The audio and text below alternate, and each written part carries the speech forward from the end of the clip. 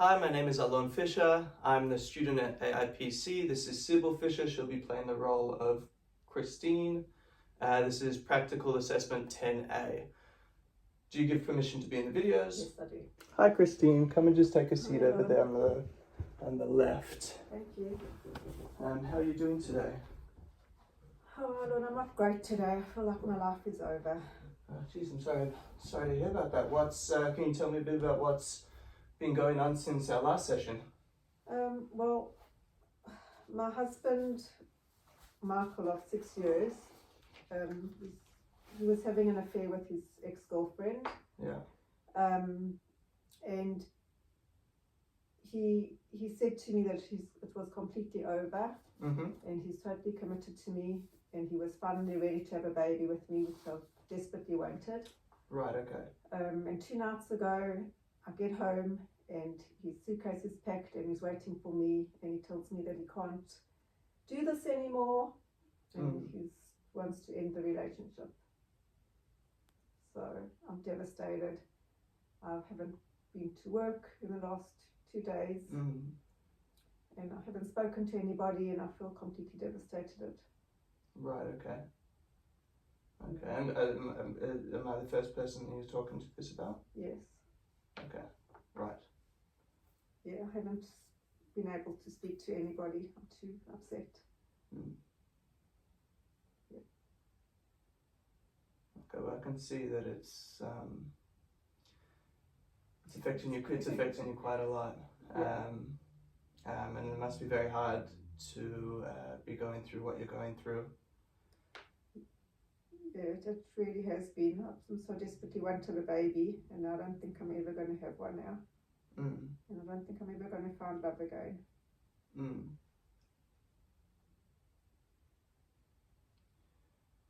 You know, some of my clients who have had similar issues in the past, some of them have thought about ending their lives. Have you had any thoughts recently about ending your life? Well, the last 2 days I have. I feel like I don't know if my life's worth living anymore, but no, not before then. Yeah. So how often have you been having these thoughts? Just up to just for the past 2 days? How often have you had these thoughts? No, only in the last 2 days. I just feel like I'm never going to love anybody anymore. I'm never going to be a mother. Yeah. So what's the point? Right. Okay. Have you tried to end your life within the past 2 days or before? No. Have you had any experience in the past? I mean, previously it could be 20 years ago. Any experience in wanting to end your life, or have you tried to harm yourself? No, I haven't. No, I haven't done. No. Right. Okay. Yeah. Have you written any goodbye letters or I suppose what you would call suicide notes? No, I haven't done anything Okay. like that. Okay. No. Okay. Is there anything preventing you from doing this? What's preventing you from ending your life? I could never do it to my family and my sister, my friends. And why? Why could you never do it to them? Because it's a selfish thing to do, and it will hurt them too much. So no, I would never end my life. Okay. Well, that's good. Yeah. That's good. And you said so you wouldn't do it because it would hurt your family, your friends. Is there anyone? You also mentioned that you haven't spoken to anyone about this before, right? Except to me today. Yeah. Is there anyone who you're close to in your friendship circle, your family, that would be a good support system for you, that you would feel comfortable talking to? Yeah, I'm close to my mother and my sister, and I've got a very good friend. But I haven't reached out to them because I'm scared they're going to judge me and blame me. So I haven't said anything to anyone. Okay, blame you for what? maybe it's my fault that Michael left me. Maybe I've been a bad wife. I don't know. Maybe it's my fault. Mm. And do you think that if you approach your family and your sister, your mother, your friend, that they would be supportive of you? Yeah, I know they would be supportive of me. They would support me. Mm-hmm. I don't know why I haven't. Yeah, I just haven't. I'm too scared to talk to anybody. Of course. I mean, that's like that's a very natural response. And for someone who's going through the heightened emotions and and everything that you've been through in the past week and beforehand, that's a very common and natural response for someone to be feeling. But it's important to understand that you have the support system there, and it is very important to be talking to this with people who you can trust and who can support you throughout the process. It can be quite harmful to be holding it in without speaking to someone about it. Okay. Do you think that it's a good idea for you to be to sit down and have this conversation with your mother, your sister, someone or many people who you feel comfortable with? Yeah, I do need the support, so I think it would be a good idea. Do you think it'll be beneficial for you? Yeah, probably. Yeah, someone I can rely on. Yeah. Do you feel better already just getting this off your chest? Yeah, definitely. Yeah. Yep. So I think maybe speaking to someone who you trust, like your family, and who can provide you with support when you need. For example, if you need support at any time of the day, do you think that your family will be there to support you? Yeah, they would be. Yeah. Yep. Yeah, I am close to them, so they would be definitely there to support me. Mm. And if the roles were reversed and you, and let's just say this was happening to your sister, do you think that you would appreciate her reaching out to you, and would you give her unconditional support in this situation too? Absolutely. Yeah. And given the situation that we're in now, do you think that your family would give you unconditional support? Yeah, no, they would. Yeah. Yeah, they definitely would. So what do you think are some ways? I think it's a really good idea to have your family there and your friends for support, and to be speaking this to them. I want to just brainstorm for a minute about different ways that you think would be a good approach for you to speak to them, that you'll feel comfortable speaking to them. For example, do you think you would benefit more from speaking to them one-on-one? Have they met each other before? Do you feel comfortable with them being in the same room? Do you have the same personal relationship with them? For example, would you talk the same, or would you approach this way similar with your mother as you would with your sister, as you would with your friend?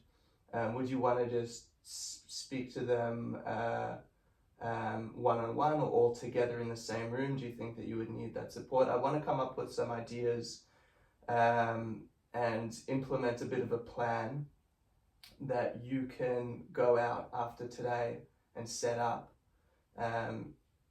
to get this support from your family. Does this make sense? Yeah. I'm not sure which is the best. I just maybe get it all over and done with in one go. I don't know. Maybe I just have them all over and then just get it out. Yeah. What do you think the benefits of doing that are? I don't have to repeat myself 100 times. Sure, of course. I mean, yeah. If you say such an emotional story and something that's affecting you so much, it could be beneficial just to say it all at once, and you also have many people there to give you the support as well, which can be very beneficial. Yeah. And do you think there will be any obstacles that'll come your way, any challenges when you present this to your family? I hope not. I hope they won't judge me. but I think they'll be there to support me. Yeah, they will be there to support me. Yeah. All right. So would you're saying you prefer to say this all at once, in front of who would you like to be there? Who you would speak to? Probably my mum and my sister. Yeah. And maybe my best friend. Yeah. Is there anyone else that you'd like to be there, or is it just those three? Maybe the three of them. Yeah. Yeah, I'll get them to come over and just fill it out. Yeah. And when's a good time for you to do that? When do you think everyone will be available and you can? Maybe like a Saturday morning. Yeah. What's this coming Saturday morning? I'm gonna do it this Saturday morning. All right. I'll invite them to come to me for tea. Okay. Yeah. Okay. Okay, so you invite them to come over for tea. I think that's a very good step. For Saturday morning too. Alright, so setting up that support system I think is going to be very beneficial for you. And do you think that do you feel like there's hope for the future in, I mean, saying that I know it's a very difficult time for you at the moment and things might be looking grim, right? But do you think for the future that there is hope that things will get better and you'll be able to overcome this? Oh, I hope so. I hope with everyone's support I'll be able to. At the moment I can't see any light at the end of the tunnel, but I'm hoping that there will be light at the end of the tunnel. I will get through it. Good. I have to, no choice. Exactly, that's very promising to hear. Yeah. That's very promising to hear. Alright, we're going to wrap this session up here. But before we go, I just want to clarify that you understand what the steps that you'll be taking are. Right, so before I see you again next week, what are the things that you're going to have to do? So I'm going to have to, I'll call my mum, my sister and my best friend and have them over on Saturday and tell them I want to talk to them about something. Yeah. And hopefully they'll cheer me up and give me some good advice. Cool. Alright, well, let's cover this next week. Okay. I'll be interested to see how you feel next week after getting some support. Great. So we'll talk about it then. Okay. Yeah. Thank you, Alon. Thanks very much. Of course. All right. Nice to see you again. Thank you. I hope things will get better once you talk to your family, and I'll see you out here. Okay, thank you. No problem. Come on this way. What sort of information would you record in your counselling notes? So for this, I would record the session number. This would be session number 3 with Christine. I'd have all of the client information. I would record any apparent physical and non-physical risk factors, such as way she's talking and presenting herself, any fidgeting with her hands, anything that I think, crying, such things that I think are of note that she might not be saying verbally, but through non-verbal communication. I would also note any suicidal behaviors. The fact that she said that she has thought about suicide twice, and also notes on the key events and triggers in her story, such as her partner leaving her, cheating on her, and the fact that she's unable to have kids and how that's playing on her mind too. I would include the risk level assessment as well, to determine if she's in a high, low, or medium risk. Also, any mandatory reporting, any referrals, or any further action taken. I would also record the client's goals, objectives, and the outcome of those, and the steps that she'll be taking for further future sessions, and clearly outlining the goals and objectives. What would you have done differently if you had assessed Christine to be at a high risk of suicide. If I thought that she was at a high risk of suicide after the assessment, I would, number one, maintain calm. I would have to do an immediate referral to a specialist for mental health services for a priority assessment of intervention. I would stay with the client until the services arrive.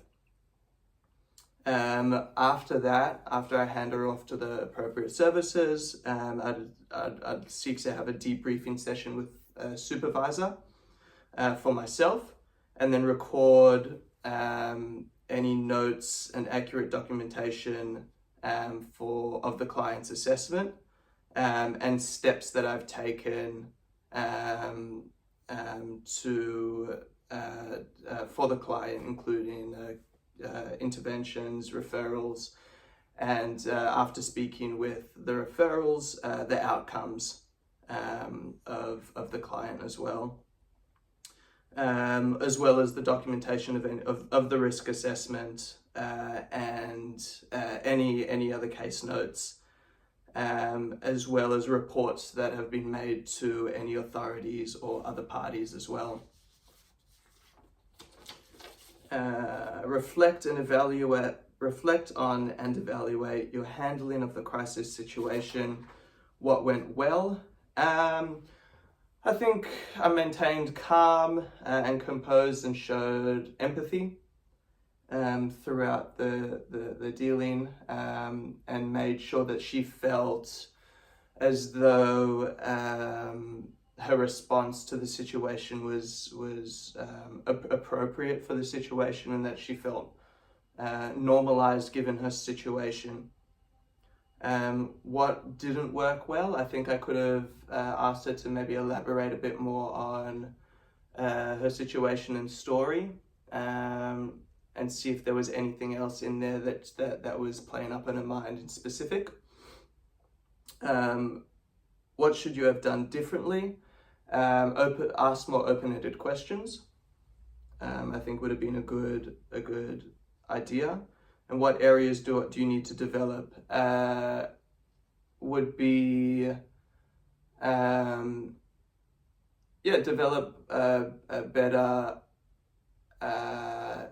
set of open-ended questions to get someone to open up on their responses more.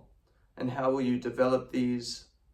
Through every day talking to people, and getting people to elaborate on certain things and stories, so through practice.